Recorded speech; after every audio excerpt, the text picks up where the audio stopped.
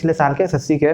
पहला क्वेश्चन आपके स्क्रीन पर दिख रहा है 2 की पावर 1.5 रेशियो 2 की पावर 0.5 का अनुपात। तो आपके पास 4 ऑप्शन हैं लिखे हुए हैं। तो बहुत आसान क्वेश्चन है वैसे, थोड़ा सा ये पावर्स का भी इसमें आपको देखने को मिलेगा कि पावर लगी हुई है। तो अगर आपने पहले से पढ़ रखा है तो कोई बात नहीं पढ़ा है तो आप समझ लीजिए पावर क्या क्या होता है। इस 2 की पावर 1.5 को आप लिख सकते हो 2 की पावर 3/2, या ऐसे भी कह सकते हो 2 की पावर 1/2, ठीक है। और इसको आप लिख सकते हो 2 की पावर 1 इंटू 2 की पावर 1/2, और इसको आप लिख सकते हो 2, और किसी की पावर 1/2 का मतलब होता है रूट, तो आप इसे लिख सकते हो 2√2, ठीक है, समझ पाए होंगे। और अगर ये दूसरा वाला जो लिखा है 2 की पावर 0.5 दैट इज 2 की पावर 1/2 दैट इज √2। तो आपको अगर ये पहले से चीज़ें पता है तो आप डायरेक्ट यहाँ से क्वेश्चन सॉल्व कर सकते हो, इतना आपको मैंने अपनी तरफ से बता दिया है।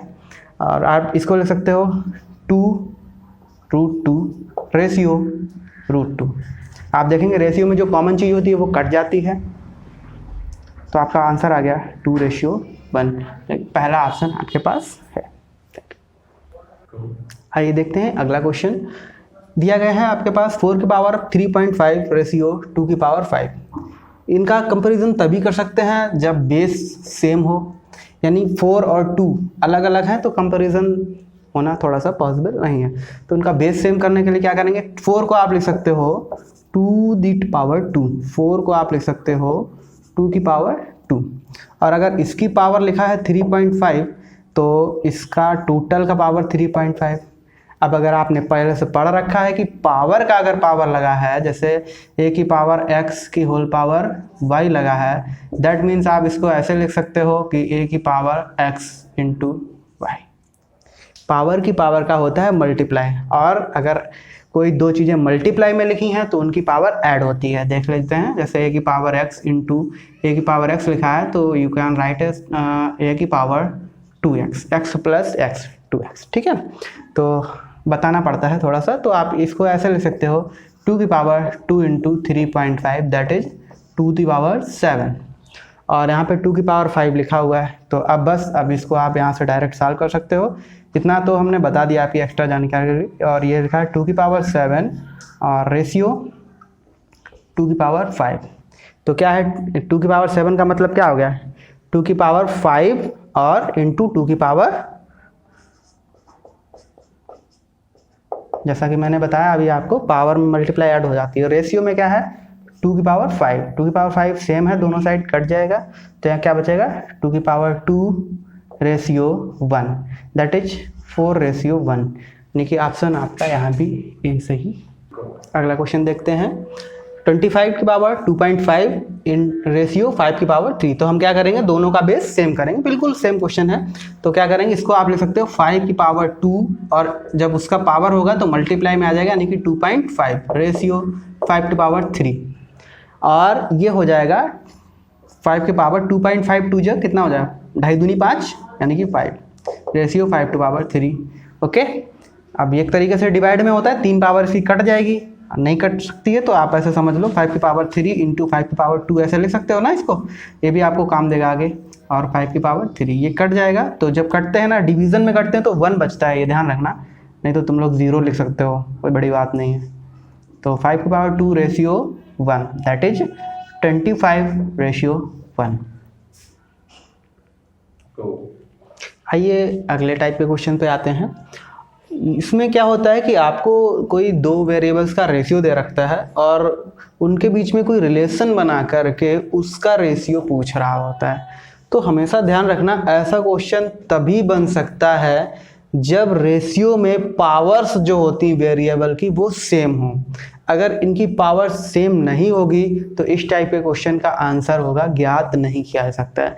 जैसे मैं बता दूं, ये एग्जैक्ट वैल्यू नहीं होती, ये क्या होता है, रेशियो होता है। तो अगर आप मान लेते हैं कि कोई कांस्टेंट टर्म जो होगा, जो इनके बीच में कॉमन होगा, वो कट गया होगा, तो मैं आपको बता दूं तो ये ऐसे लिखा होता है m ratio n that is 3x ratio 2x, जो कि x एक कांस्टेंट टर्म होगा जो कॉमन होगा, कट गया होगा, ठीक है। तो अगर आपसे इस टाइप का क्वेश्चन पूछा जाएगा तो आप क्या लिखोगे 4, आप m को लिख सकते हो 3x और n को लिख सकते हो 2x, ठीक है। तो 4 into 3x plus 5 into 2x अपान में 4 into 3x minus 5 into 2x, ये बनेगा आपका क्वेश्चन, ठीक है। इसका वैल्यू पूछ रहा है वो, तो आप क्या करेंगे 12x प्लस का 10x अपान में 12x माइनस का 10x, दैट इज बनेगा आपका 22x अपान में कितना बचेगा 2x, तो x कट जाए। अगर बेटा यहाँ पे पावर अलग अलग होती यहाँ पे तो ये x टर्म बच जाता, और जब तक आपको इसकी वैल्यू पता नहीं होती आप इसका एग्जैक्ट आंसर नहीं दे पाते। इसलिए ये क्वेश्चन तभी बन सकता है जब इनकी पावर जो है वो सेम होगी। तो यहाँ पे आपका आंसर आएगा 11:1, ठीक है। अगले क्वेश्चन में हम क्लियर करते हैं। आइए अगला क्वेश्चन देखते हैं। जैसा कि लास्ट क्वेश्चन में मैंने बताया था कि आपसे रेशियो तभी पूछा जा सकता है जब उनकी पावर सेम हो। जैसे आप देख पा रहे होंगे यहाँ a की पावर 2 है, b की पावर 2 है, लास्ट में रेशियो bc पूछ रहा है। bc का मतलब क्या हो गया कि b की पावर 1 और c की पावर 1, और मल्टीप्लाई में लिखा है तो यहाँ भी इस टर्म की, इस पद की पावर जो घात है वो भी 2 हो गई। पहले वाला वीडियो आप देखना अनुपम सर का, उसमें उन्होंने पद के बारे में बताया है, घात के बारे में बताया है। तो यहाँ पे आप देख पा रहे होंगे कि घात कितनी हो गई 2, तो इसकी भी 2 है, इसकी भी 2 है, तो यानी कि इसका रेशियो हम निकाल सकते हैं, ठीक है। तो कैसे निकालेंगे मैंने बताया, डायरेक्ट आप a, b और c की वैल्यू पुट कर दें, बट यहाँ पे a और b, यहाँ पे b की वैल्यू 3 है, यहाँ पे b की वैल्यू 4 है, तो आप कौन सी वैल्यू रखेंगे। इसका मतलब क्या होगा, पहले आपको a ratio b ratio c निकालना पड़ेगा। दैट इज हमने आपको बता चुके हैं पहले वीडियो में भी। तो हम इसको कैसे निकालते हैं देखते हैं। a ratio b ratio c, यानी कि आप ऐसे लिख सकते हो a ratio b ratio c, और a के नीचे 2 रेशियो 3, ये हो गया a ratio b, b ratio c क्या था 4 रेशियो 5, यानी b को अगर इक्वल रखना है दोनों में तो हमें चाहिए b और c का एलसीएम, ठीक है, लासा। 3 और 4 का लासा कितना होता है 12 होता है, तो 12 करने के लिए इसमें करना पड़ेगा 4 का मल्टीप्लाई, तो इसके साथ करेंगे तो इसके साथ भी करना पड़ेगा।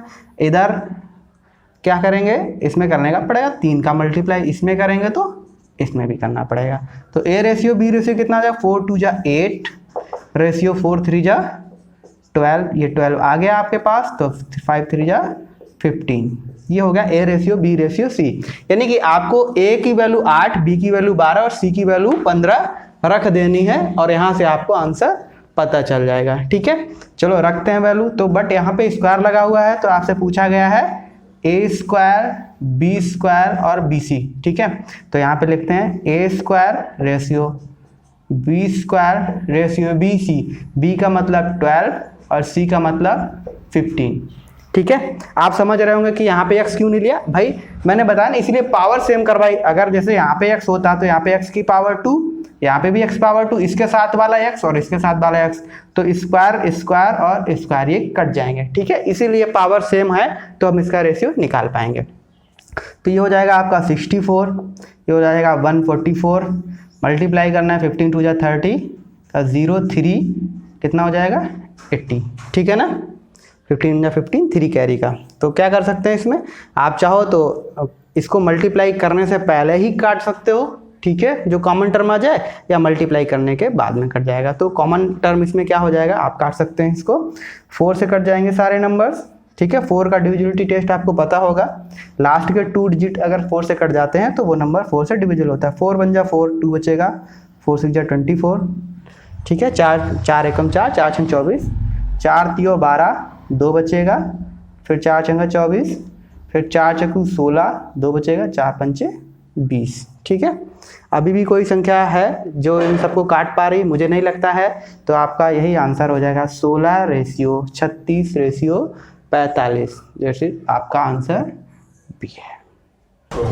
अगला क्वेश्चन देखते हैं, बिल्कुल सेम क्वेश्चन है आपका, a रेशियो b दे रखा है, b रेशियो c दे रखा है, और a plus B upon b plus C की वैल्यू आपसे पूछी गई है।